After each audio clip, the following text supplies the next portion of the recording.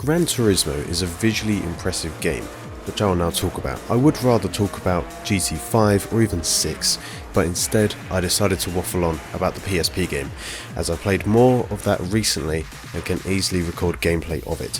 However, gameplay isn't what I'll be talking about here. Oh no. I'm too bad of a driver to comment on that, though the cars do actually feel really heavy.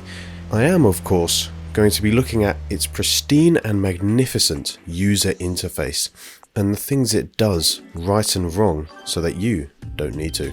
First off, yes, it looks really fancy with its 3D style and skeuomorphic icons, as well as its silky smooth transitions.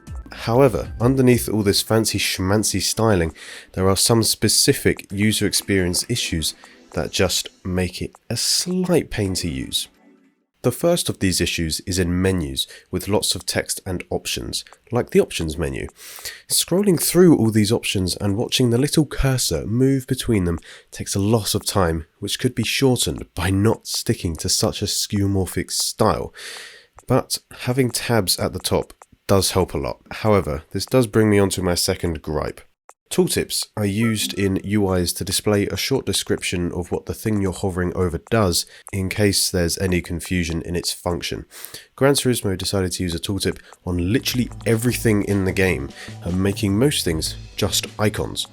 This is actually quite nice because lots of items are color coded with icons that match their functions, so you don't even need to read the tooltip.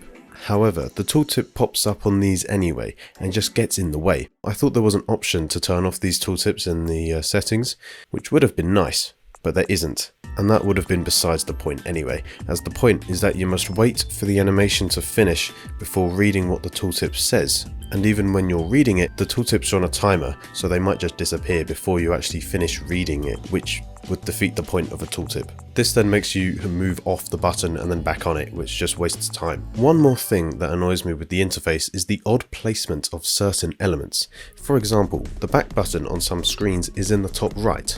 Why? I have no idea. It's not the first place I'd check to try and find the back button either. Anyway, when scrolling across the buttons at the bottom of the screen, or after a race for example, you must scroll from one end to the other, as they don't loop round. This just makes it a chore to leave a race, as when you finish one, it defaults the cursor to the play again button, which is obviously what I don't want. There is one good thing to come of these odd decisions though, or more rather to come of the back button decision. Pressing circle moves your cursor to the back button instead of going back. Normally this would be a bad thing, as it makes going back a lot slower. However, it's actually a nice design choice, as some people may press circle by accident, making them go back to the previous screen.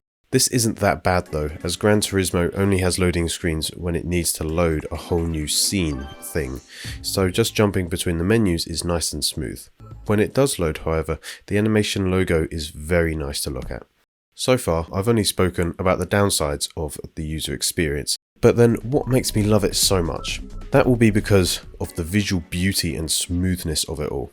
There's always something so satisfying about using a Gran Turismo UI, and this game accomplishes that completely with the smooth transitions, the colours, the glossiness, even some of the layouts and tooltips work in their favour. All this comes together to make an absolutely wonderful, beautiful, yet still partially flawed user interface. This was a way shorter video from my other ones, but I wanted to make it just because I love this UI so much, and I upload really non-frequently or consistently, so don't mind if there's a 3-week gap between videos. It's just how it is and how I roll, and it is what it is. So anyway, I hope this helped, and have fun.